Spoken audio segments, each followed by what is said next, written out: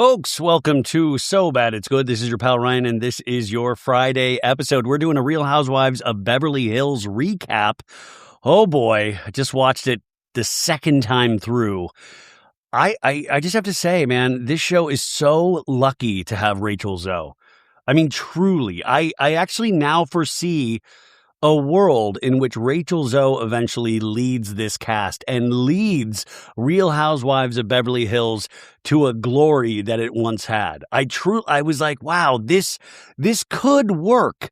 You're going to have to make a lot of cuts. But I do see a path forward. And that's what we want to go into the weekend feeling somewhat positive, right? We want to go into the weekend feeling like, okay, because, man, I got to tell you, I've been down in the dumps with this show. And I'm not saying this episode was perfect, because it was far from perfect.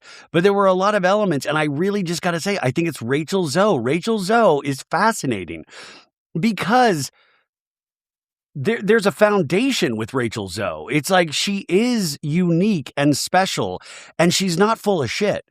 I mean, she might be a little foo-foo, a little like woo-woo, but at the same time, you're like, she's out there doing something, and she has done something.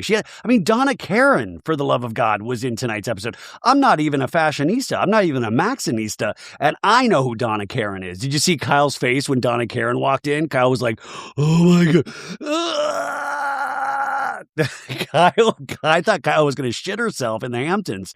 So there was a lot of elements that I liked about this, and obviously Amanda Frances, it's like Amanda. God bless Amanda Frances. Like, right? Like, I think that whole cast manifested somebody that they could bully within an inch of her life. Like, I mean, and because Amanda's a kook and Amanda's a grifter.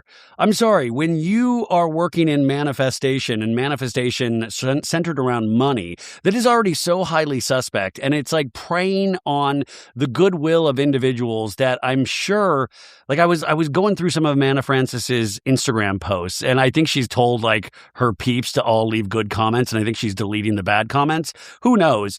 And I hope it works for people. But when you're charging money to get people to make money, but then you are making yourself rich from that money, and by the way, it seems like Amanda is doing very well in this business.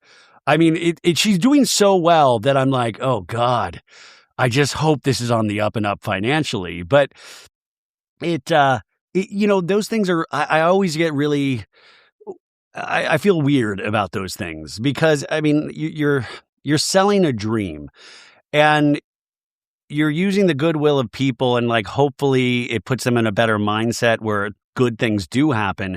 But these are very expensive courses that she's selling. And I feel like she thinks that it deserves and earns some kind of respect with these other ladies, and they don't give a shit. You think these ladies have never manifested money? Erica Jane was just manifesting like who she could sleep with to get the money. Like, is that part of the Amanda Frances course? But like, I mean, Amanda had a Malibu home. Amanda lives in Kyle's own home. But at the same time, there is like this deep well of insecurity that you feel from Amanda Frances every time she's on screen, where it is like, obviously, I don't foresee her having a second season. But if she does, that's fine. But I don't know. I don't know if this is good for her business. In fact, I'll just go, I don't think this is good for her business. I think this makes her business a joke. I think it really puts it in a spotlight on something that these kind of businesses, they're never great to put a spotlight on. And I mean, and the other ladies laugh at her. I imagine her watching these edits back and not even realizing how much she was being goofed on within the scenes. Like, Bose can barely tolerate Amanda Frances, but I think Amanda Frances is so into herself, and a lot of these ladies are so into themselves, so that's not unique or different. But I think Amanda Frances is so into herself that she is not picking up on the huge clues Bose is putting down of Bose does not respect Amanda Frances in the slightest at all. And I don't think Amanda has fully picked up on that yet. So it's going to be interesting to see where this season goes. But it's finally gotten somewhat tolerable. Can we get less Mo? When did this become Bravo? It's Bravo, not Bravo. Hey, it's me, Maritza. I own the network. I'm on the Persian Valley style. I'm on Real Housewives of Beverly Hills. Fuck it. I want to be on Vanderpump Rules. All right, Mo. Hey. I mean, dude. And Mo's there fighting PK's battles, which we got to talk about that scene eventually. The Dorit and Mo showdown, not even a showdown, but like, I mean, somebody's lying. And we have elements where we could say, Dorit's lying or we could say PK's lying, but I'm going to go with PK is lying just because PK's history as like this, I'm an entrepreneur. I'm a global entrepreneur. It's like you lived high on the hog, and it seems like you bankrupted at some point. You had gambling debts. There's a lot of financial improprieties, and it seems like Dorit knows where the bodies are buried. I'm waiting for her just to rip the Band-Aid off and go, PK's a fucking asshole and he stole money. Like, I'm waiting for that to happen. But I think Dorit is in this weird place where I think PK understands that Mo and Kyle are on his side. And I think he uses that to great effect. And I'm sorry, obviously he doesn't want to come on the show anymore because just like Amanda Francis, when PK came on the show, he was really a joke on the show. For most scenes, he was not. I mean, I remember early scenes with PK. We used to make fun of PK mercilessly.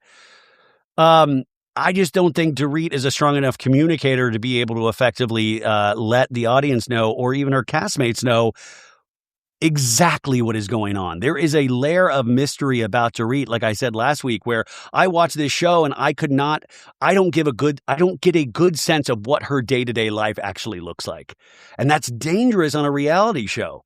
Like with Rachel, I can kind of put it together. I'm like, she obviously has this team of people that she works with every day. She has her 2 kids. Like I can put something in my imagination. Like Kyle, I can even put together. Erica, I don't know, she just hangs out at the pool house and does laundry at this point. I mean, like, I don't even care to even think about her life. Bose, I get a clear picture of her life. Dorit is a big question mark for me. I don't know what that day-to-day looks like.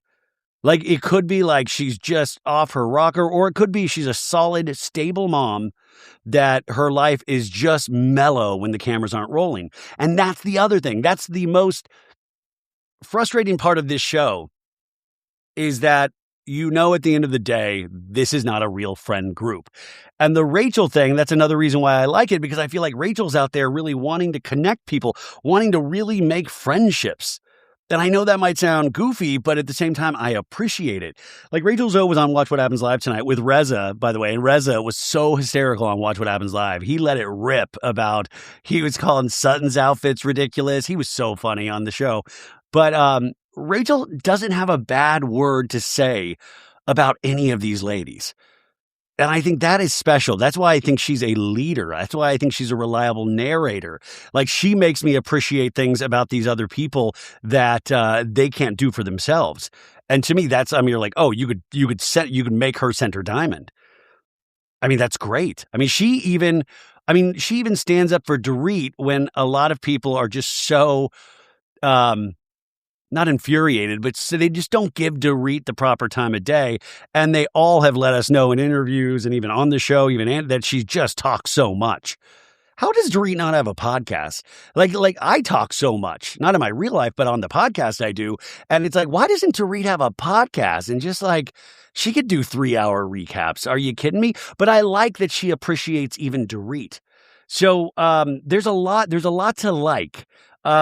I just, I don't know. We'll go through it. How are you guys? I just kind of launched right into this. Anyways, I got some crazy, this is sad news, you guys. I hate to start off with something sad. And this isn't about the Savannah Guthrie case.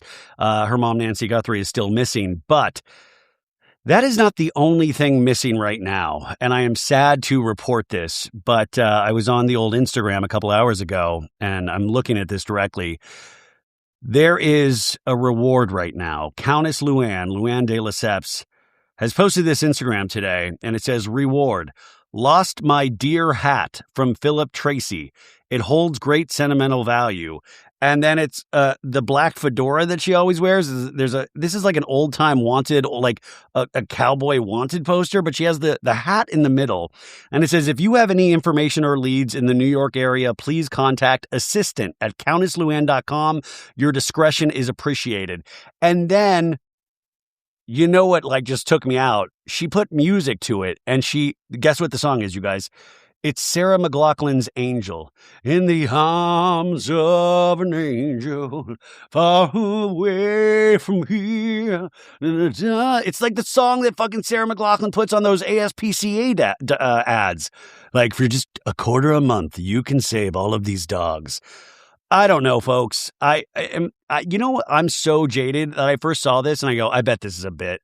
I've been also, my second thought was, did Jill Zarin take the hat? Can we blame this on Jill? But she lost her hat. And also, I really kind of was under the assumption that like she was like Steve Jobs, where he always bought those like black turtlenecks in bulk because he just wore the same thing every day. I thought Luann had like 20 hats. I just thought she had like big steamer trunk of like these black fedoras. I didn't realize she just had one. Just imagine what this hat smells like. She performs in it. She probably has sex in it. But if this is real, I just wanted to let you guys know, and especially if you're in the New York area, please let assistant at CountessLuann.com know. We've got to find this hat. This is the only thing that's going to save 2026. We need to find this hat. The fact that this hat is somewhere cold and alone on the streets of New York City, because she probably lost it in like an alleyway or something. And the fact that the hat is just out there alone right now. I would love if the hat was like the Olympic torch and just it's being passed off from person to person. People are running through the streets of New York with money can't buy a glass. Money can't. So yeah. And also, if you know anybody that works at CNN, Fox News, MSNBC, or MS Now, I think it's called, let's get this out. We need to get the word out. Harvey Levin from TMZ, the Daily Mail, like we need to get the word out. Going into a weekend knowing that Countess Luann's hat, like, what if she can't perform? What if this is like a magic hat? I mean, it's not a magic hat that makes her perform well, but what if it's like a magic hat that she like needs to have the confidence to do her cabaret act? Oh, I feel horrible about that. I mean, how do you guys? You can't feel good about this. I don't know. I'm just looking. This cracks me up, though. I don't know whoever made this image. I tagged CNN. I left a comment tagging CNN, and then I wanted to write, "Oh my God, do you think Jill did it, or can we blame this on Jill?" But then I was like, I didn't want to get blocked or something, like because I was like, if this is real, like maybe she's like truly emotionally connected with like what if she's like beside herself right now? She's just like, I need my hat. And also, like, the Bravo audience, I'm sorry, we would steal the hat directly out of Countess Luann's hat. Like, I don't think this hat's coming back. Like, I do not think this. I think somebody's got this hat, and they're going to hold this secret until they die. They're going to pass this hat down from generation to generation of like, oh, Grandma gave me this Countess Luann's hat. She was a cabaret reality star in the aughts and beyond, and Grandma passed this down. It's going to be... I'm thinking of the movie Titanic when that old lady like drops the heart of the ocean diamond into the water at the end of the movie. Never let go. Like some old lady drops Luann's hat off the side of in St. Bart's or something like that. I'm sorry. Am I heartless? I'm sorry. This really tickled my funny bone. I needed this today. And I just truly thought that there was just more than one hat. I never in a million years thought she was wearing the same hat again and again.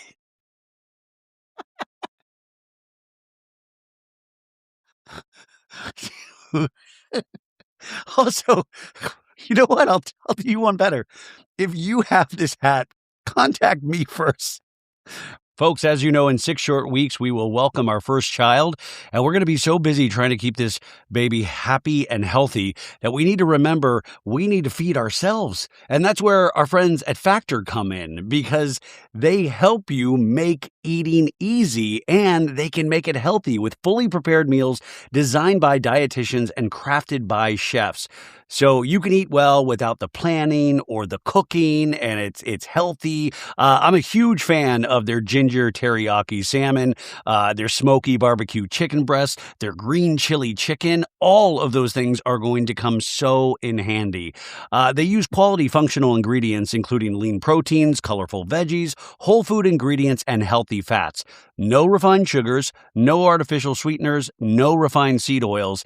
And these are meals that are going to fit your goals and your schedule. So you can even go on their website and it'll give you different categories for healthier eating, calorie management, more protein. And it's so many options. There's 100 rotating weekly meals to keep things fresh and delicious through winter. The options include high protein, calorie smart, Mediterranean diet, GLP-1 support, and ready-to-eat salads. Plus, the new Muscle Pro collection supports strength and recovery. Always fresh, never frozen, ready in about 2 minutes. No prep, no stress. So head to factormeals.com/SOBAD50OFF. Use code SOBAD50OFF. That's SOBAD50OFF to get 50% off and free breakfast for a year. Eat like a pro this month with Factor. New subscribers only, varies by plan, one free breakfast item per box for 1 year, while subscription is auto-renewing. I would love to be like a hostage negotiator for this. Oh my God. Okay, you guys, I got to collect myself. We're going to take our first commercial break of the episode right now. I'll talk to you once I've collected myself, okay? Thanks for being here. Okay, a couple things. We're doing a Q&A episode over on the Patreon. So get your questions in if you're a Patreon member. If you want to join, patreon.com/SoBadIt'sGood. And over the weekend, we'll be doing Southern Charm and the Traitors. Bergie is in Anaheim right now, and I was going to go meet him, and we were going to record, and he was like, oh, I get off at 5. He's doing like a conference over in Anaheim. And Anaheim's only like 40 miles away from here, but it was going to take 2.5 hours. Like I use that Waze app, 2.5 hours to get to Anaheim. That's insane. And then Bergie was like, oh, I could Uber to you. And I was like, dude, you're not paying hundreds of dollars to Uber to me. So I was kind of bummed. I was like, oh my God, but like 2.5 hours, that is insane. So I like Amanda Francis, I am manifesting being able to podcast and meet with Bergie in person. So hopefully that can happen. We will see. Also, I don't know if this has been announced, but I think on Saturday I'll be on Sirius XM for a Jeff Lewis Valentine's Day special that we're recording on Saturday. I hope I'm not speaking out of turn. And there's where Monica, who's on Jeff's show, is doing a big karaoke party tomorrow night. And karaoke, I've just never been friends with karaoke. I'm not good at singing. And the last karaoke party for Jeff was like 2 years ago. And I chickened out singing 2 years ago. So I think I'm scared I'm going to chicken out tomorrow. And I think they're filming it for the reality show. And that's just bad news bears. Like that karaoke just flat out scares. Is anybody like me? Do you get scared of karaoke? Because, the people that love karaoke, they know they're good at karaoke. I'm bad at saying, it's like, those people. And by the way, Monica's good at karaoke. The people that throw karaoke parties, they're good at karaoke. And I used to hang out with people that were like professional karaokeers. There was a place, I don't know if it's still here in Los Angeles, Brass Monkey. I think it's on Wilshire Boulevard. It was like this great hole in the wall bar that everybody, it was like a fun place to hang out at. It was like a karaoke bar. And I'd always see Seth MacFarlane from Family Guy and American Dad. He was always hanging out there because he's good at karaoke. He sings exactly like Frank Sinatra. It's insane. Oh, also, I don't know if you listened to the Summer House recap we did of episode 2 with Sophie Ross on Thursday. By the way, we put out 2 episodes on Thursday because I skipped Wednesday. And so the first one was a solo episode covering the Jill Zarin debacle and a couple of other pop culture stories. And then we did the Summer House recap. So if you didn't know there was a solo episode, there is. And it's only like an hour or less, I think. But we were talking about Watch What Crappens at the end, and the Crappy Awards are coming up in a couple of weeks. So hopefully I will see you guys there. And please, if you are there, say hi, because I can't wait to go to that. Thank God it's not karaoke. And I was Sophie told me, "Oh, you got to tell Ronnie that you talked to Kyle's brother on the boat." And Kyle's brother had said, "Oh, I've listened to Watch What Crappens before." And so I texted Ronnie today and I was like, "Oh, dude, Kyle introduced me to his brother and his brother was talking about how he's listened to your show from time to time, the Summer House recaps." And Ronnie was telling me that after the Crappy Awards is when that whole shit went down, where Kyle and his brother, I guess they stayed out till like 6:30 in the morning, fell asleep at a fan's house. That was after the Crappy Awards in New York. Oh my God, Ronnie and Ben are part of Kyle's madness. Kyle's madness. Kyle Cook also, man, I wish Kyle wouldn't do this. He's like arguing with people in like Instagram comments. Oh, like, you don't know the context of like the messy apartment. You don't know. And it's like, dude, you're 10 seasons in. You never win when you argue with fans. You never win. Let people think what they're going to think. If it's different than reality, you're never going to convince somebody on an Instagram comment. You're never going to win.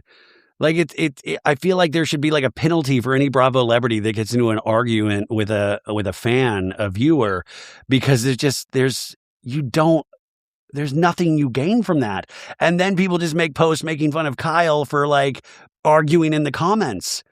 I mean, thank God it's not like as extreme as Jax Taylor, where he would just call you fat and ugly. Well, you're fat and ugly. And it was like a 13-year-old girl he was arguing with. Ugh.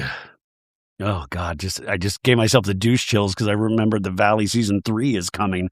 Okay, so I'm kind of, you know what? I got good sleep last night and I did this great interview today, you guys, that you'll hear, I think, next week, with this lady, Elizabeth Day.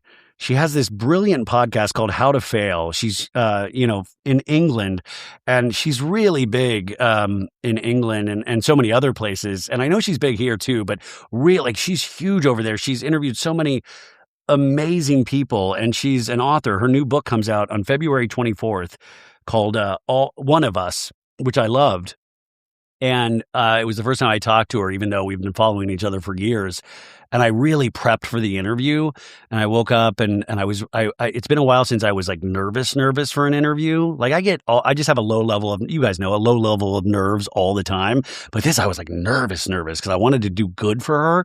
And it just turned into be such a delightful conversation. And I can't wait for you to hear that next week. But it's great to have those reminders of like, oh, this is why I do it, because sometimes when it's just me and you, sometimes I'm like, oh God, I'm boring the shit out of myself. I'm probably boring the shit out of you guys. And you have this kind of crisis of confidence while you're doing it, where you're like, oh, this sucks. Or I know somebody's going to fucking make fun of like the voices I do, or, like you just already, so it's so great to talk to somebody and just kind of have this really nice conversation. And it's like this form of connection that I have a hard time doing in my real life, which is, we're not going to get into that. You're not my therapist. But it was really nice. So I can't wait for you guys to hear that episode. I hope you'll check it out. So this is season 15, episode 9. This is entitled Vacation and Manifestation, because three of the ladies are in the Hamptons, which I do wonder like why they couldn't invite everybody, but okay, Dorit and Kyle. And then manifestation is because Amanda has a manifestation party because, you're the queen of manifestation. So of course you're going to have that. We start off this episode where it's usually like scenes from previous episodes, but we have that, but they try to make it its own thing where it's like the Kyle and, because this show is really turned into Kyle and Dorit hate each other. Dun, dun, dun. Like that's like the big thing. And so they kind of have this artistic previously on where it's like very edited, where you have like Kyle going, "Do you remember?" And Dorit's like, "I can remember," and like shouting back at Kyle from last week's episode. And then we flash back to 2017 when Dorit and Kyle's friendship was like, "Ha ha ha ha, hoo, hoo, hoo, hoo, we're laughing, we're having fun." And Kyle's like, "What I loved about my friendship with Dorit, we would have fun and make each other laugh. We could trust each other." And Kyle, this is when it's like not a real friend group, because that's all Kyle wants, man. Kyle just wants people to giggle with. She's like, "I saved the really bad shit for my real life that I keep far away from cameras at this point. And Dorit in the talking head is like, to think how much I trusted her and laughed, and where we are now, it's shocking. And then we cut to 2024, and Kyle is yelling like, it's time for you to fucking listen to me, Dorit. Remember, that was the scene at the Viper Room when Kyle's forehead veins were popping? We did a character of Kyle's forehead veins. What I always call my characters like Randy. Like it was Randy, the forehead, like, oh my God, I'm popping out of Kyle's forehead. That's how angry I am right now. And Erica telling Kyle in this season going, I think you got to leave the whole PK thing alone. And Kyle's like, it's all she talks about right now, this fucking PK thing. And this is why Kyle doesn't see, like, this is why I've got to say it's not a real friend group, because I don't think Kyle's a bad friend. I just don't think Kyle's friends with Dorit. But this is, if they were friends, this is a bad friend, because this is the biggest thing going on in Dorit's life right now, is a split of a 14-year relationship? That's huge. So of course it's going to be the only thing that Dorit talks about. Are you kidding me? And Kyle, we flashed to Kyle saying to Dorit to grow up last week's episode. And Eric is like, I used to think they could get past this, but I don't know. I really don't know. And you don't care. Erica doesn't care. Nobody cares. All these ladies don't care about each other. The only person that cares is Rachel Zoe at this point. Okay, so we open up. It's bright Beverly Hills. And we're at Rachel Zoe's museum house. And Rachel's walking around the house with sunglasses on because, you know, she can, and iconic. And she has her team there scheduling stuff. And Rachel's like, isn't it summer? I'm burnt out, and I've not been to the Hamptons. I'm usually there during the summer. I miss my New York friends so much. And in the talking head, she's like, Hamptons is my home. For me, it's my happiest place, where every major thing happened in my life. My proposal, every birthday. And then we see like a baby photo of Rachel Zoe, and I gotta tell you, woof. No. No, I mean, she's a cute kid. Doesn't look anything like Rachel Zoe. But I was like, they showed this baby photo where I was like, I can't, you know, certain people, they like show photos of them as a kid and you're like, I can't even see you in that photo. We are talking once again about our friends over at Mint Mobile. I got my dad set up on Mint Mobile over the holidays.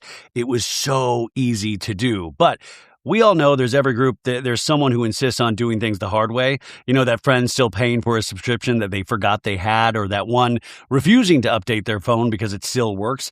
I used to be that person. My family are like those people, and especially when it came to overpaying for wireless. And then I switched my dad, and I'm about to switch myself to Mint Mobile, and I am so glad I did.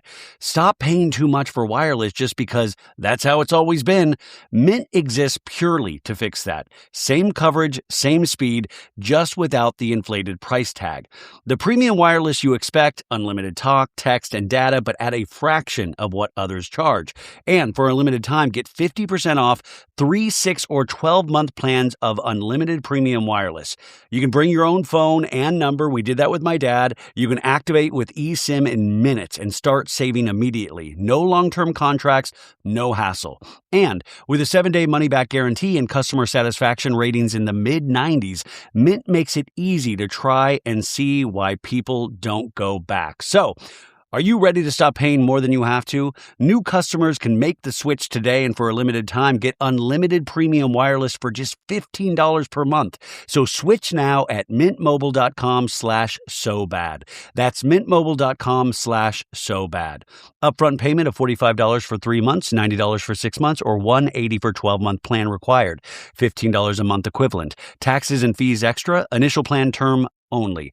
Over 50 gigabytes may slow when network is busy. Capable device required. Availability, speed, and coverage varies. Additional terms apply. See mintmobile.com. But Rachel's like, you know what? I need to bring Dorit to the Hamptons. She needs it. And Kyle says she doesn't go out at all, doesn't drink, but she's got to go as well. My parents' house is full, but my friend says she has extra rooms. And I was like, at this point, I think you were probably like me, and you were like, stay at the fucking summer house. Jesse Solomon's like, hey, hey, Dorit, you want to suck my toes? What up, dude? Yeah, put these ladies at the summer house. They have, like, let them all share a room together. Rachel in a talking head says, I hate petty mean girl shit. Like, I hate it. I hate it. I hate it.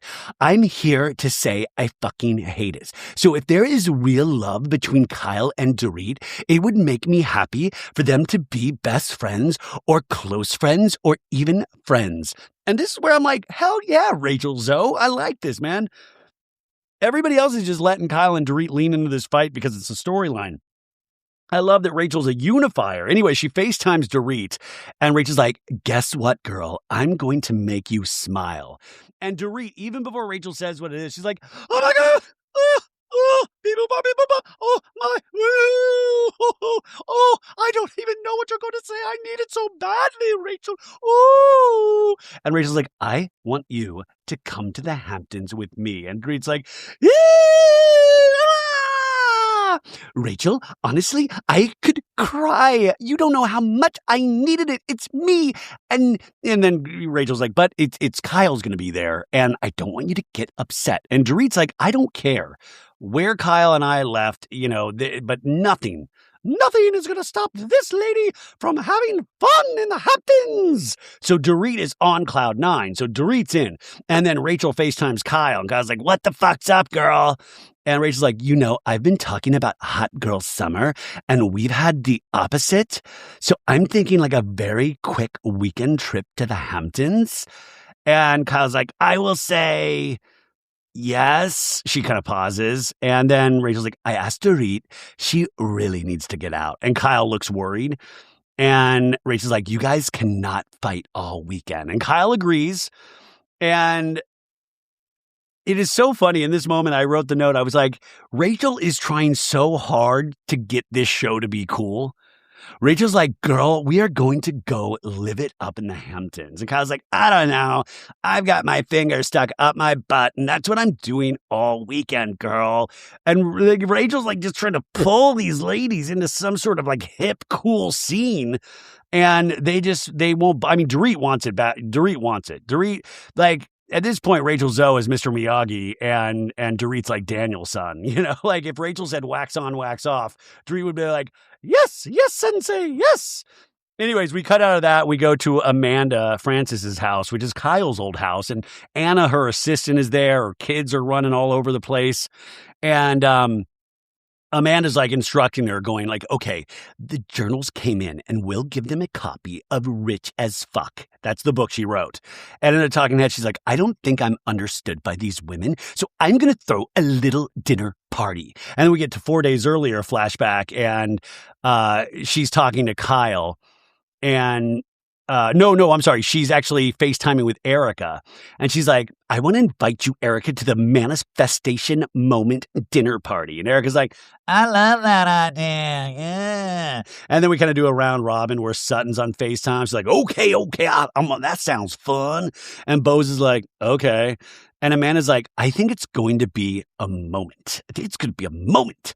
And Amanda is in a talking head saying, outside of a small group of online haters, when anybody ever says that they have online haters, myself included, it's suspect, because you're like, obviously, she's like, outside of a small group of online haters, when that's the first sentence, that this small group, who knows how small it is, it is probably Amanda's worst nightmare. It is probably something she lives in fear of, is her small group of online haters. But she's like, I'm typically praised for what I do. So I'm going to approach this as authentically as I can. I'm going to talk about what I love. I'm going to talk about what I do for grifting, manifestation, and hopefully we understand each other a little better. And by the way, Amanda, if you wanted to make this authentic, you should actually charge these ladies to go to your party. Like, you should literally like, Venmo, beep, beep, beep, beep, beep.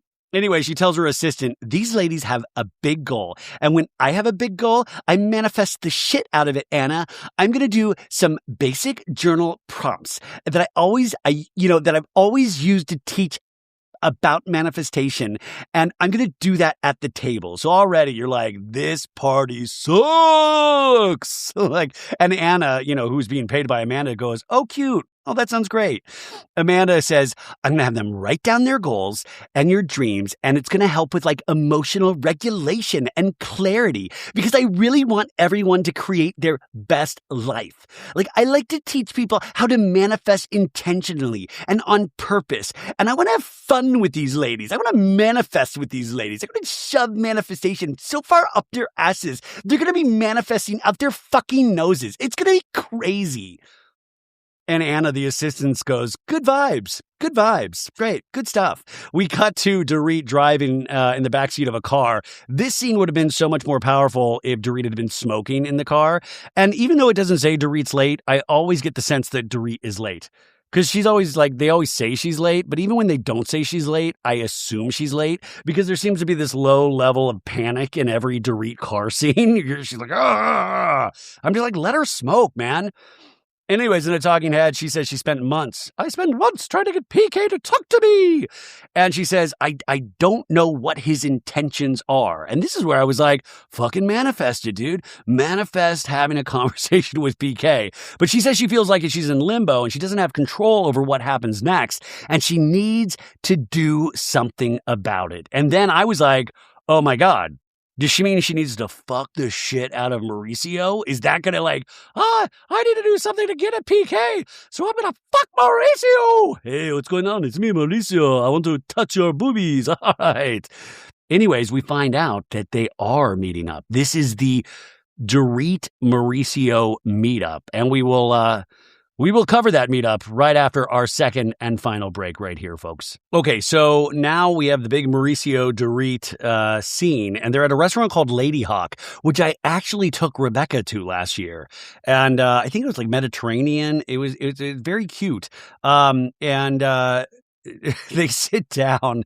This is like that scene from the movie Heat when Robert De Niro and Al Pacino sit down at the very, they're like, ooh, this intense scene. And Dorit's like, how are you? And Mauricio's like, I'm good. I'm working hard. Mauricio's always a mover and a shaker, and he's Mr. Industry. And Dorit orders a Belvedere with club soda, 3 lemons squeezed in. And she stopped saying carcass out. She stopped saying carcass out. We'll get to more of the carcass out later, but she just said it's 3 lemons squeezed in. And that's where you're like, oh God, bullying worked. We bullied Dorit about that carcass out, and now she doesn't say it anymore. Mauricio's like, I'll take an Aperol Spritz. It's the middle of a work day. That's great. Mo chuckles. He's like, ha, ha, ha, ha, ha, ha. And he's like, well, thank you for inviting me to do this. I hope I can be of help. I'm not here to take a side because I've already taken a side. It's PK's fully, right? And Dorit's like, I would like for me and PK to not be on opposite sides. And she says her biggest issue, she's talking about her biggest issue with PK. My biggest issue with that fat, bloated piece of shit at the moment is that I literally cannot get him to communicate. Hopefully Mo can nudge him in the right direction. It's best for our kids. It's hard for me to do the high-pitched voice lately, so it's, I sound like Robert F. Kennedy, This will not surprise anyone, but I used to wait until the very last minute to reorder my contacts. We call that the last pair of contacts panic. Or you'd be completely out and you would be stuck wearing your big, ugly glasses. I mean, yours are great, but mine were ugly. Now I don't even have to worry about it because my next set is always on the way from 1-800-CONTACTS. They're the only major contact lens retailer that lets me renew my prescription online so I can get my contacts fast. 1-800-CONTACTS has fast, free shipping and delivers the same contacts my doctor prescribes right to my door, all without ever leaving my home. Now, for over 30 years, 1-800-CONTACTS has been the leader in online contact lens delivery with millions of contacts in stock and award-winning customer service. Here's what sets them apart from everyone else. They offer free, fast shipping on every order and have over 100 million contact lenses in stock, ready to ship from their distribution subscription centers across the country. They have free returns, and exchanges mean that you can order confidently. They even offer unbeatable perks like free torn lens replacement. They also provide a way to renew your contact lens prescription from home with their online vision exam. It's called the Express Exam. It takes less than 10 minutes and gives you a doctor-issued prescription you can use to buy contact lenses. No other major retailer makes prescription renewal this easy. Their best price guarantee also means if you can find your contacts at a lower price elsewhere, they're going to beat that price. That's a promise you will not find anywhere else. They also have extra discounts for new customers on their site, and their 24/7 customer support is there if you ever need help day or night. Getting contacts doesn't have to be a hassle. Let 1-800-CONTACTS get you the contact lenses you need right now. Order online at 1-800-CONTACTS.com or download the free 1-800-CONTACTS app today. Dorit says, I want to know what PK is saying to you. And Maurice's like, well, I know what he would love. He would love for you to show me your boobs. No, he goes, he would love for you to have a schedule with them and to be able to see the kids. And she's like, well, I want him to be involved in their lives, Mo. Well, hopefully. And she's like, this is now something that I'm restricting him from. And Mo's like, okay, according to him, he texted you. He asked you to see the kids and he asked to be with the kids. And Dorit's like, he's never texted me once again to see the kids. Well, he's giving me his phone, Dorit, and I scrolled up and down and, I saw the things and I seen your replies and his replies in this conversation with the kids about asking him for a schedule. And Dorit's like, what you've seen is very isolated. And Mo shakes his head. So now we're in this world where Mauricio's not going to take sides, but now he has looked the text messages up and down. He's like a forensic accountant all of a sudden, and he's seen the text messages. And Dorit's like, Mo, listen, he will tailor a story and make sure it's very one-sided. And he goes, I've seen it all. No, you haven't. I promise you, I have seen the spreadsheets of his proposal on the money. And Dorit says she hasn't even seen that. And he goes, well, he sent it to you. And Dorit's like, Mo, look at me. Look at me. And he goes, well, then you haven't opened it. They are in the text. And Dorit's like, well, let me break out my text and see this proposal that I've never seen and he hasn't sent me. And Dorit in the talking head says, PK's tactics. I know his tactics. I know his game. He takes isolated messages. He'll send them to people and, he'll say, look at this, and he'll omit the context. And the reason why I kind of believe Dorit here, even though I think she's doing a bad job explaining why PK shouldn't be believed, is that I believe that allegedly this is how PK does business. I believe that Dorit is very aware that PK has made some shady business dealings allegedly. I'm just going to keep saying allegedly, but that's my thought, is that she's seen him do this to like clients and things like that throughout their marriage. But Dorit is like, look, June 20th, I still don't have a proposal. And Mo's like, I can only tell you what I've seen.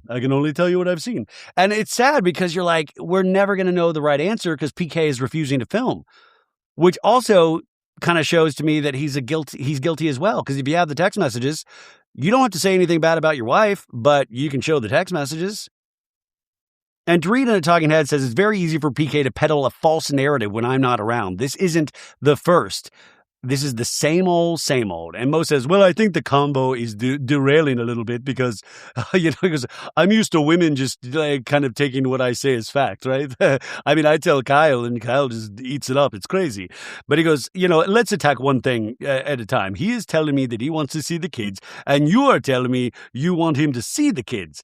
And Dorit's like, what is surprising is why he is telling you and not me. And if you want to help him, Mo, then go to your friend and say to him, PK, what's the matter with you? She's trying to sit down. Tell him you've got to think about your kids. I am on his side, Mo. I am not his enemy. I am not keeping him from his kids. I know what's going on with them and I want to share. And Mo just keeps saying, okay, I love it. I love the energy. Okay, great. He does this in every scene where he's just agreeable with okay, great. He's always positive. Even when he doesn't agree, like, great, no, it sounds fabulous. It's fantastic. Great. No, I love it. All of it, Dorit. Wow. Great. Good stuff. Good stuff. Um, and she goes, I want him to be involved. I need him to be involved. And he goes, great, great.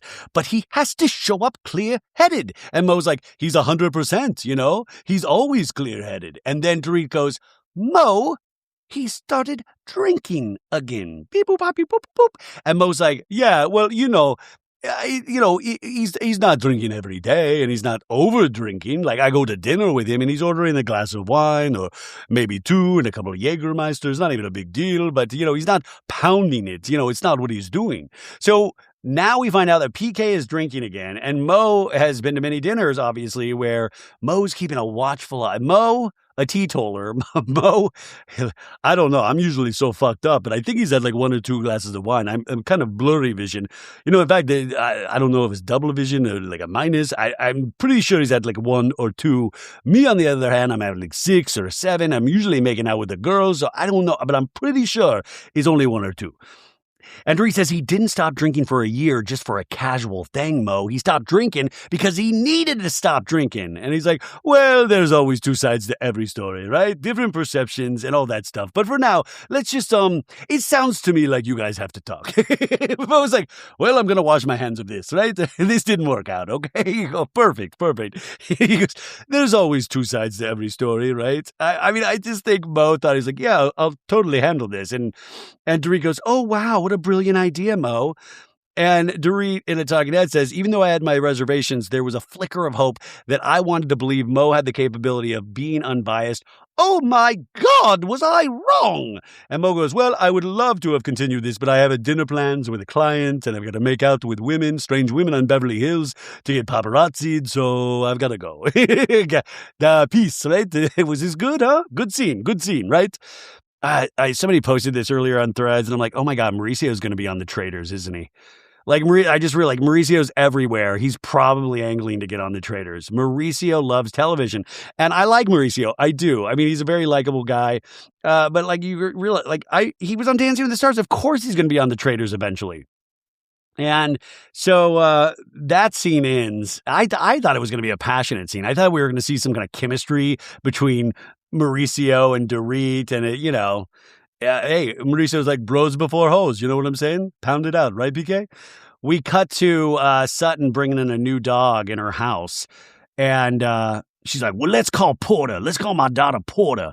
And we meet Ozzy, her new puppy, as she FaceTimes her daughter. And she's like, well, Porter, I want to talk to you about something last year. Daddy got an annulment. And Porter's like, okay. Well, but when I got the letter from the Catholic Church, it was addressed to Sutton Brown. Like Daddy Strack and Mommy Brown. It's weird, right? I say it's weird. And Porter's just like, yeah. Well, I'm divorced now, and the marriage didn't exist, so the church, sees me as Brown, Sutton Brown. And Porter's like, okay, so you want to change your name?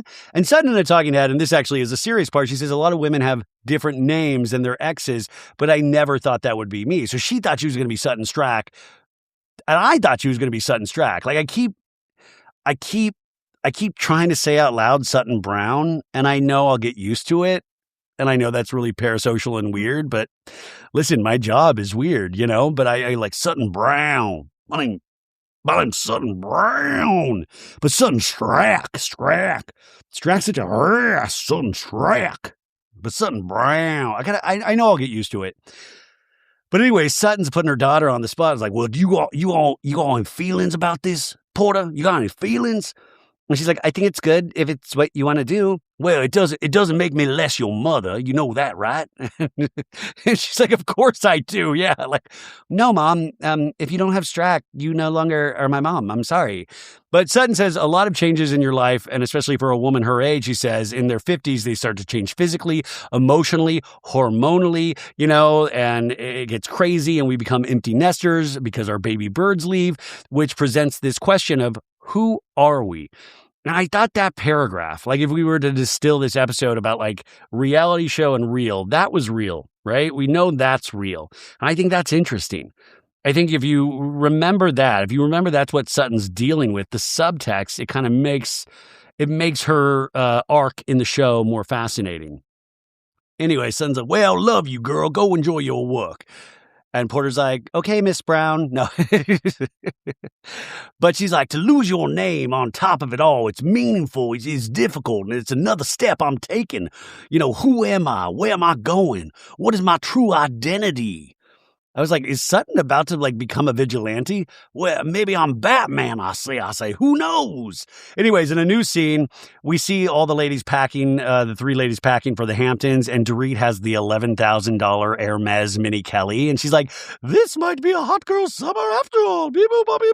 And then Kyle's packing with her assistant, and I love a linen shirt, and this gold dress is gonna go, yeah.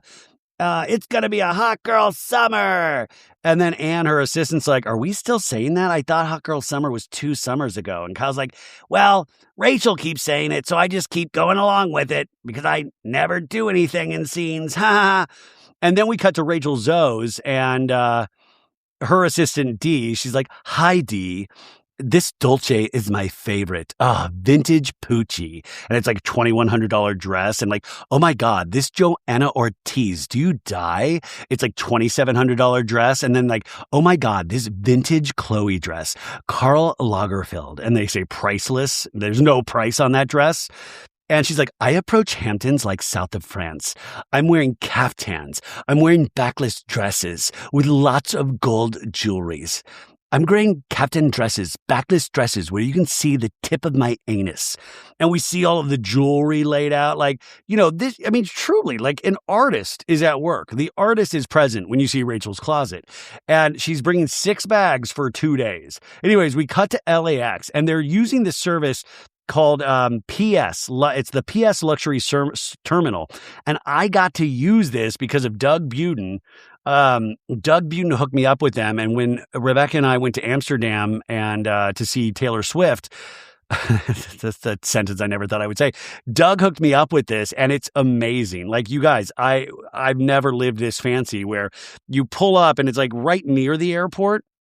And you park your car and they take your car and then they usher you to this room and they serve you a caviar serving, and you can order beautiful food, and they got all of this free snacks that you can take with you. Rebecca was just taking everything that wasn't nailed down. They have headphones and all this shit that you can bring that you might have forgot. And you can order food and then take it on the plane with you. And then when your plane's ready, they get you in an SUV and they take you onto the tarmac at LAX, and you pull up to the side and you from an elevator onto the plane.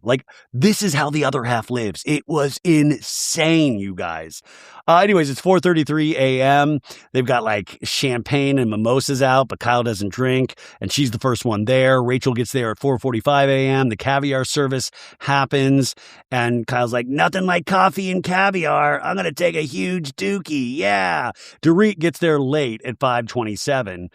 And Kyle's like, this is so awkward. I don't know how you go on a vacation with someone you're not speaking to. And she's in a mood because she's late. And Dorit's like, I've had 2 cappuccinos. I haven't slept. Ooh. And Rachel's like, oh my God, I only slept an hour and a half last night. Dorit in the talking head says, PK and I scheduled an emergency mediation, and he agreed to take the kids while I'm in the Hamptons, but he didn't pick up the kids until very late, much later than what we agreed. And and she goes, you know what? It doesn't matter. There's nothing that'll take this ability away from me to have fun this weekend. Woo! But that, I wanted to know more about the emergency mediation. Did you do it at 8 o'clock at night? And okay, but this is what we're talking about with Mo. Can we get some proof that what time did PK, let's start keeping a journal. Let's keep a journal here. Let's figure this out, because if PK's saying he's wanting the kids but picking up the kids late, that's fucking horrendous. And then it's making you look bad. It's making you look nutty, right? Anyways, now we cut over to Amanda, and she's preparing this manifestation party. She's making the gift bags. The chef's cooking the food. There's a bartender. Eddie, her husband, is there. And Eddie gives her a peck on the cheek, and she's like, kiss me like you mean it. And he realizes not all the girls are going to be there. And she's like, I said Dorit can't come. And, I how I said to you that Dorit can't come and yell about our kids and that whole thing. I found out that Kyle, Dorit, and Rachel are going to the Hamptons. And we flash to 4 days earlier where she's FaceTiming with Kyle about not wanting to invite Dorit to her home. And she's like, it just worked out where I don't have to choose. Life chose for me. See, manifestation works. Ha! Dorit is 3,000 miles from me. Ha! It was actually kind of a funny line. I was like, well, that is funny in terms of your business. We cut to the Hamptons. It's 4:49 Eastern Standard Time. You know me. I love when they put up an exact time.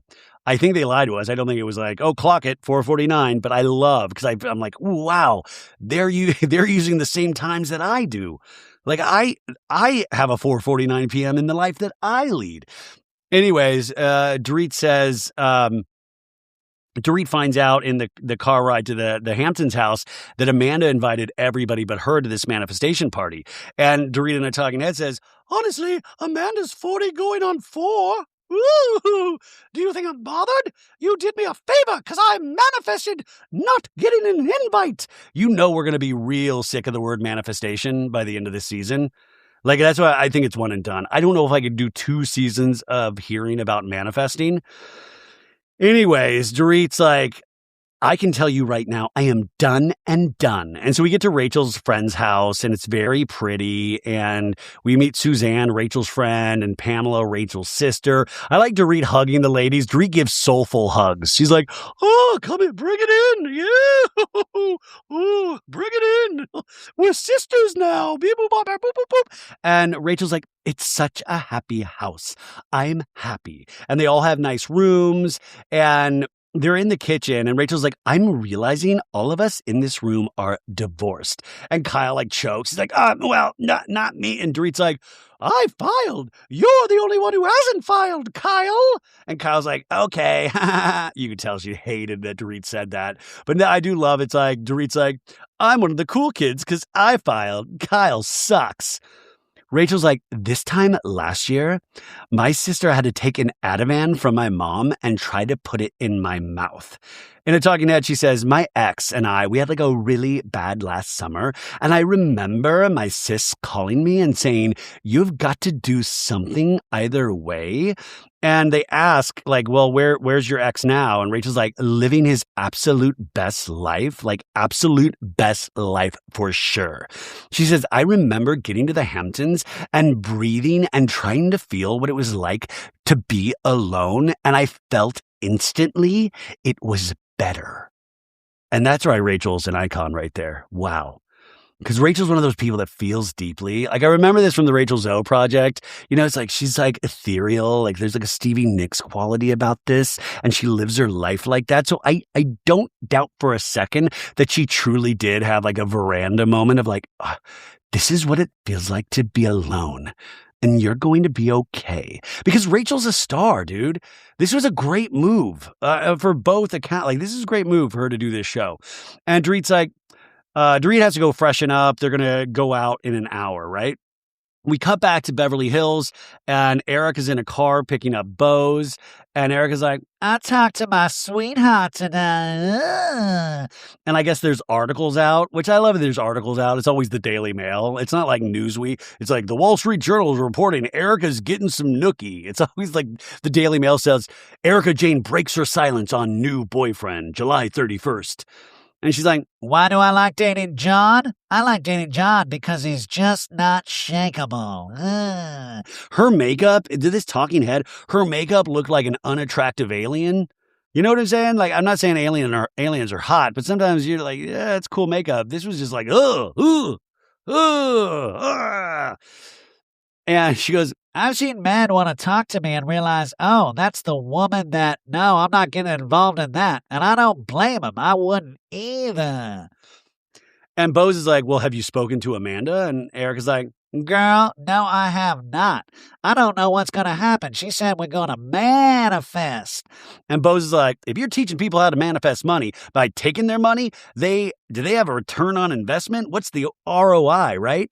And Eric is like, I would like to know more on what she's doing over there, which means that it's not And then we cut to Amanda's manifestation party. But like, Erica, everybody else can make fun of manifesting. You better fucking write every little thing that Amanda Francis like tells you down. Like, you got to get involved in this cult. Like, you got to make some real money. This Erica Jane shit ain't like, I don't think you're long for this show. I'm sorry. Like, I do. Maybe I'll eat my words, but like, yeah, you got cool costumes. What else? Nothing. Like, you having 3 sentences about your boyfriend, John. Okay. I want to see a scene with him. I want to see I want to see what Erica Jane looks like on a date. If you can't share that with us, then fuck, go. Do something else. Anyway, sorry to be a negative Nancy. We cut to the party. And Amanda's like bossing people around. I'm like, make sure you get a picture with my shoes. And the Natalie gets there first. I think Natalie was friends with Rachel Zoe, and we met her a couple episodes ago, right? And Amanda's like, welcome to my manifestation moment dinner. This is Kyle's old house that I renovated. And then Sutton and Kathy come in. I love Kathy doesn't even realize it's Kyle's old house. She's like, has this been painted? I don't know. I thought this house was Kyle's. The doormat, you guys, says Money, Queen, and Company. That's tacky as hell, right? Like, come on, man. You obviously have a lot of money. Like, that's straight up tacky. Like, that's shit that I would do. Like if I ever get into the real money, I'd have a so bad it's good doormat. Welcome to the house. So bad it's good built. Hey guys, tell me honestly, would you guys buy a so bad it's good doormat? Would that be something would that be something I could grip off of you? But anyway, she has this doormat and sorry, Kathy meets Eddie, her husband, like, hi Eddie, I'm Kathy, how are you? And Amanda's like, do you guys want a caviar moment? I have caviar. I'm going to do a caviar moment. And of course, Kathy's like, she loves caviar. And Sutton and a Talking Head's like, Amanda's all about loving a moment. She's saying moment all the time. And we have a flashback of Amanda saying moment so much during the season. And Sutton's like, well, Amanda likes moments as much as I like Taylor Swift. I'll say. Okay, funny, Sutton. Anyways, Bose and Erica pull up, and Bose sees the mat, and Bose is like, oh, Lord. Because, Bose already hates Amanda. She's looking for even more, and that, you could just tell that doormat triggered her. And Bose is like, nouveau riche money queen at your service. Like, newly rich people, they're a little tacky and stuff like that, and like, but I will say, like, Bose doesn't come off nouveau riche at all, but I will say I'm still kind of swallowing that scene where she bought her daughter $110,000 car. Was that last episode? I was just like, dude, that's, I don't know. I still, for some reason, I'm like, Bose, really? Like, I mean, not that your daughter doesn't deserve it, but like, I just thought, I just didn't think, I don't know. I'm still trying to sit with how I feel about that. Do you guys know I don't know. Anyways. They all know the house pretty much because they've been there for Kyle's parties. And Erica's like, this was my favorite room. I used to get free drinks in here. Anyways, I like when Erica's just like walking around and she's like, nice to see you. Yeah, hi, nice to see you. Yeah. And Amanda says she was struggling with Dorit and life helped her. So she's bragging that Dorit's not here and it was manifested. And Amanda says, if I had a party next week, I would hope I would want her here. And Bose in a Talking Head goes, oh, now Amanda's uncomfortable with Dorit. This is an overdramatic response to a very small issue, which I agree completely with Bose. But at the same time, overdramatic responses to small issues are the bread and butter of Housewives, right? It's just that they hate Amanda so much that this time it doesn't fly. And there is a point to this, obviously. It's like, Amanda, give me a break. Like, get over it.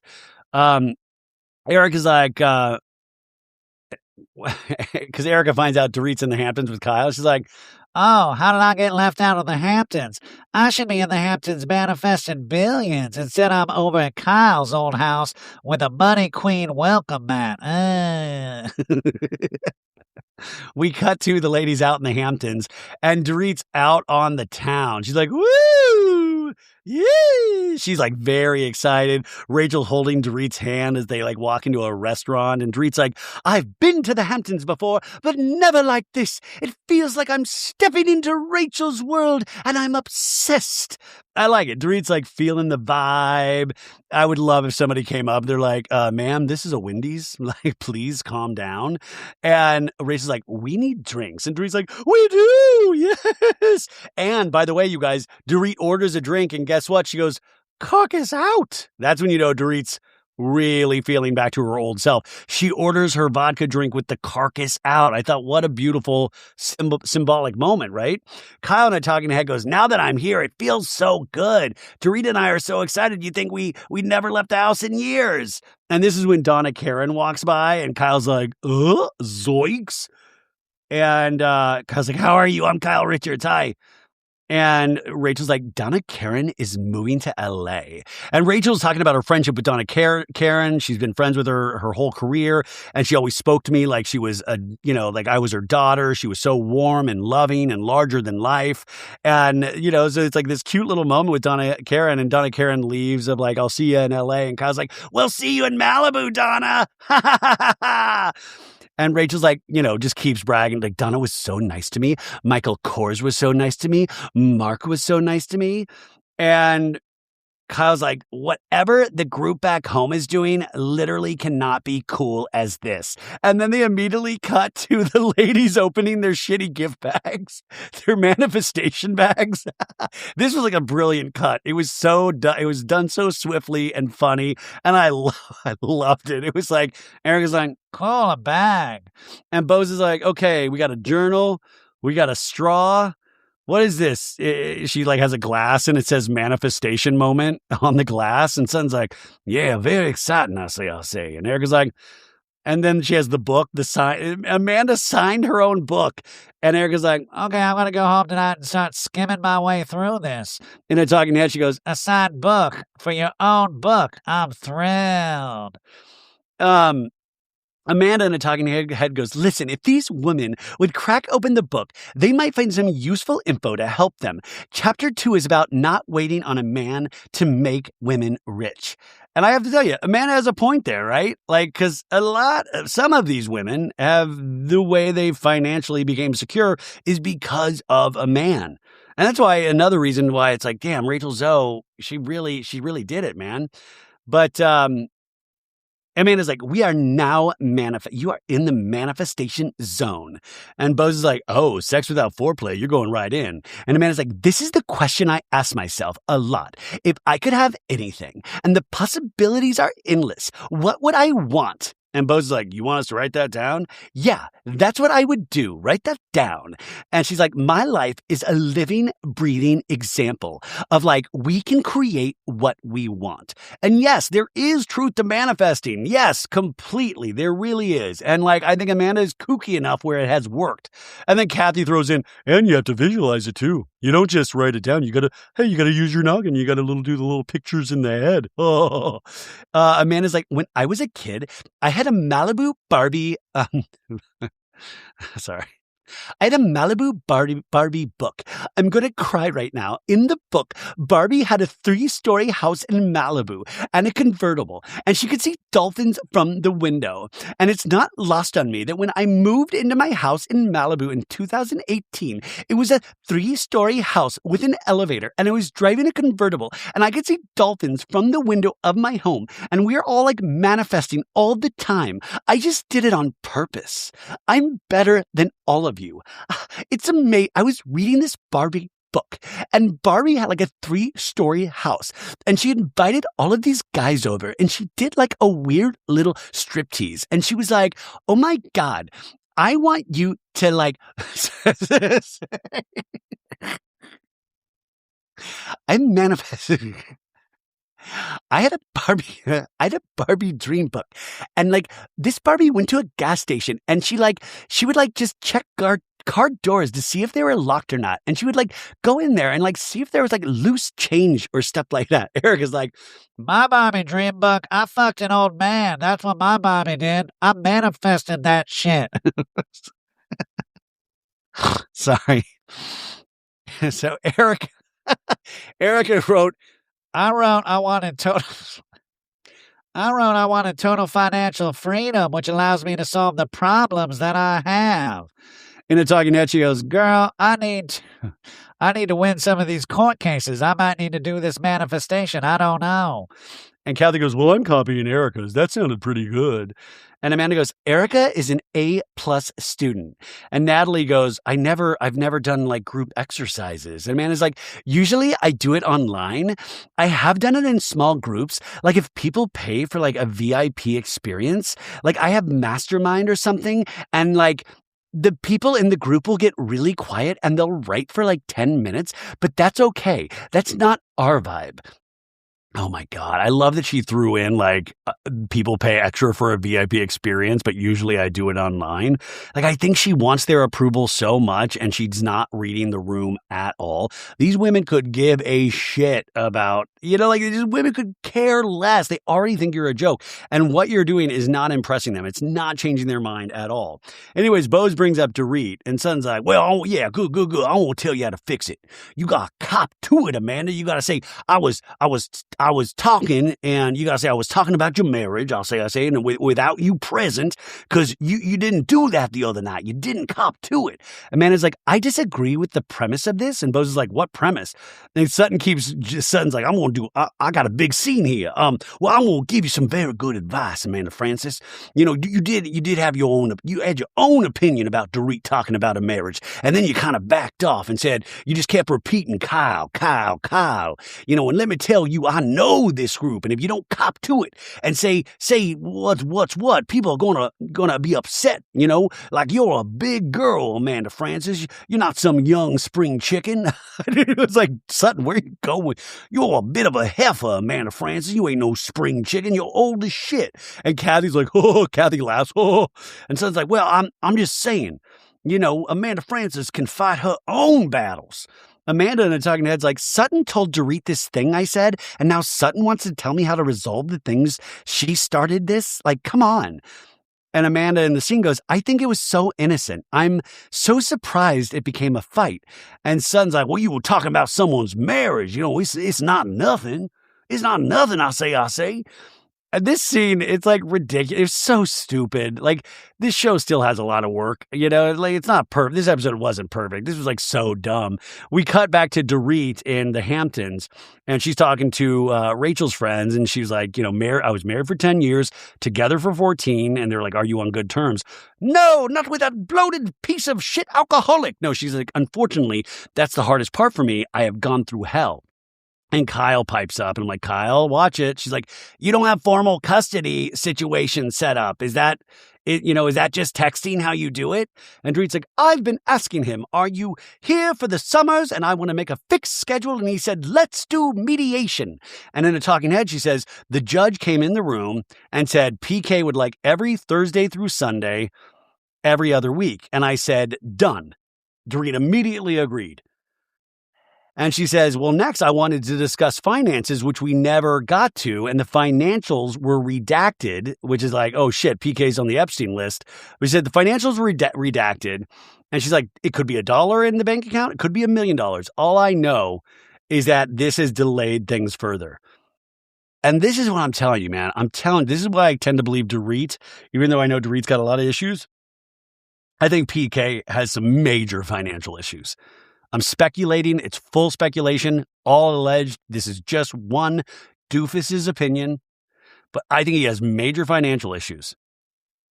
And I think the money he does have, he is hiding as far away from Dorit as possible. How long has this been going on? And she has no clue what he has and he's not helping at all? Give me a fucking break. Kyle's like, well, what happened with Mauricio? Was it not good? And Dorit's like, to me, it felt like he had a script. He was a loyal soldier and he just had a job to do. And Kyle in a talking head's like, I'm going to keep my mouth shut. And, because that's not what I heard. And then we have a flashback to one day earlier where Mauricio's on the phone with Kyle. And Mauricio's like, well, she has her perspective, and she has her point of view. And, there was no way I was going to change it, but I wanted to see his point of view. Honestly, I don't know if I can help them. Mauricio, the wonder guy, I'm usually a miracle worker with these things. I don't think I can do it. And she just drones on. She's just boring as hell. I was like, I got to get out of there, right? Kyle in a talking head goes, Dorit only wants yes people around her, and I can't do that, so I'm going to avoid her right now. I just think she needs one person to believe her. Like, I'm sorry. Like, and Kyle and Mo, if you got some kind of like definitive proof, you got to share it with the audience because this ain't good for anybody. And if you're going to insert yourself or under the guise of trying to help, I'm telling you, you got to have, like, if you know something, let us know. I mean, this sounds so pathetic. Let me know, Kyle. Reach out to me, please. Anyways, Rachel's like, can I tell you, what I'm seeing across the board is a male epidemic. It's like the insecurity and breakdown of men between 40 and 55 if they are not where they want to be, and their wife is potentially stronger or more successful. And Kyle's like, or has long blonde hair, because I think Roger is with a girl with like long blonde hair or something. And Rachel's like, or anything at all. But here's the thing. I don't think we have to like pander to them and be less than because the male ego, because men can't handle it. And I love that. Rachel's like, yeah, we don't have to be less than because of like these male fragile egos. Fuck that. Hell yeah, Rachel Zoe. And Dorit just got a girl boner. She's just like, Dorit's like, Rachel is making a lot of sense because if I look back at my relationship changed when PK became obsessed with his public image. And we flash back to 2025 where PK is in a scene with Dorit. He's like, it was me. It was a global entrepreneur. It was me who built the businesses and you made me feel less than. It was me that could eat a whole rack of ribs and I look like a giant stuffed baked potato. It's me. And Dorit's like, he always used to say, I'm not Kin Todd. I'm not going to walk behind you carrying a dog. He is always craved the spotlight. I believe this. Oh my God. Remember PK thinking he was like Mr. Swab? Like, hey, we're all pussy hounds, Mauricio. Oh, I'm hotter than you, right, Mauricio? It was redonkulous. And also that Kin Todd crack. Like, Kin Todd is a secure dude. He wants to be there holding the dog. Like we were talking about Bobby Zarin earlier this week. Bobby was a very rich and powerful guy. He wanted to be there. He chooses to be there. He wanted to. That's how much these men loved their women. And PK, it seems like, just thought about himself a lot of the time and how he looked. And I think that's, it's like, yeah, of course, you couldn't be Kin Todd. I can't believe PK said he didn't want to hold the dog. I can't believe that. You see, I can't believe PK was in the jacuzzi with Raquel. I can't believe that. Rachel goes, that's the time to say we're not right for each other. I do see through you. I don't respect you anymore. And if you want to be that person and not the person I fell in love with 25 years ago, I'm done trying and I'm done waiting. Dick. Oh, Rachel, you just won an Emmy tonight. I loved this speech, you guys. I loved it. And Kyle's like, yeah, but she's speaking generally still, right? I'm making it funny. I'm Kyle Richards. Tip your waiters. Anyways, all the ladies cheers in the Hamptons. We cut to Erica drinking at the manifestation party. And Son's like, well, I think all of us want this thing resolved. And Bose is like, Amanda, you kept blaming it on Kyle. And Son's like, yeah, you never said this is my opinion. Amanda Francis's opinion. And Amanda goes, okay, but I was just crying about my son on the anniversary of his death. And you could tell Bose was about to lose it again. And then Son's like, well, you should have brought it up. You should have brought it up out of your guts. And Amanda's like, you made your point clear again and again. I hear you. Well, it's like, and Son's like, well, I'm going to say it again and again and again. And there's like a pause. And Son's like, now you got Dorit and Kyle going after each other. Okay, Sutton, listen, I love you, but don't blame that on Amanda Francis. Dorit and Kyle, they got that covered on their own. Give me a break. Amanda goes, I have them going at each other? And everybody's like, yes. And Kathy's like, I need more caviar. And Amanda goes, I don't think that it's fair to put me in that place. And Sutton's like, well, it's totally fair. You didn't say what you needed to say, Amanda Francis. And Bose is like, yeah. Amanda in a talking head goes, I will apologize for anything if I'm in the wrong for, but not this. This is not my fault. I didn't make them accuse each other of things. And Bo says, the point is you just got to cop to it and stop saying, but Kyle. You keep deflecting to get the heat off yourself. And it's like, Bo, man, why don't you save a little for Kyle? Why can somebody like sit Kyle down and be like, you keep like... Kyle is truly the self-appointed queen of this show because I'm like, nobody's ever had like Bo's like, come on, man, go this hard on Kyle sometime. Like, give me am I going crazy? Son's like, Amanda shuts down when she doesn't like something because Amanda looks like she's pouting a little bit. And Amanda's like, I really believe in life with intention and I know who I was being. And Erica's like, yeah, but the road to hell is paved with good intentions. And Bose is like, somebody better tell them. Somebody better preach. Yeah. And Kelly's like, oh. And Son's like, come on, you can't be such a wimp, Amanda Francis. Come on. And Amanda's like, hey, you're in my home. Don't call me a wimp, please. And Son's like, well, okay, I won't eat my salad now, I guess. And Erica in a talking head's like, if Amanda can't handle being called a wimp, she's in the wrong group. And then we have a super cut of all the ladies through like the years calling each other like bitch and shut the fuck up and fighting and all that shit. And Kathy's like, Amanda, you got to read the room and realize you're going to get your tail in hot water. And Amanda in a talking head goes, it is clear that this night, the only manifestation these ladies want is the manifestation of chaos. And that's the end of the episode. And then we have our mid-season trailer, and it starts with this weird scene where Kathy's taking a photo with Jennifer Tilly, I think, and Kathy's like, let me get a good smile in. And then she's like, and she just starts making crazy noises. And then we find out Bose is organizing a trip to Italy. Bose gets engaged. Kyle and Mauricio's daughter gets married. Rachel Zoe says Dorit bought half the store. And then Bose saying Dorit is being erratic. And then Erica crying to a lady saying that crying, getting hit or kicked, as there's a lot of shame associated with that. So I think Erica's going to reveal, I don't know if she's going to reveal that Tom Girardi used to beat her. I just speculation. And then a dinner scene where Erica's like, Amanda, we want to know about the cult. And then Bo's saying Amanda is very cunning. So they keep really trying to make Amanda like the full-on villain when I just think she's tacky. I don't think she's a villain. And Amanda talking to her husband saying, they're trying to build a scam artist case against me. And then Sutton having really intense words with Dorit going, I have witnessed you treat your friends like dirt all summer, I say. And you would think she's yelling this at Dorit, but she could be talking about another character, and it might, that might be a little trick. And then Erica says something about dirt. We don't like it. How about that? Oh, and Dorit is at a dinner. It's like, I'd rather be alone with a lot of fucking pussies. And she walks away. And Rachel's like, can I just say something?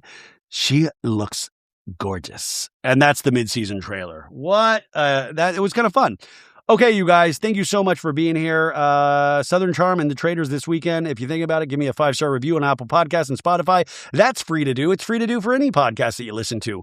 I really appreciate you guys. Thank you so, so much, and I will talk to you on Saturday. Bye!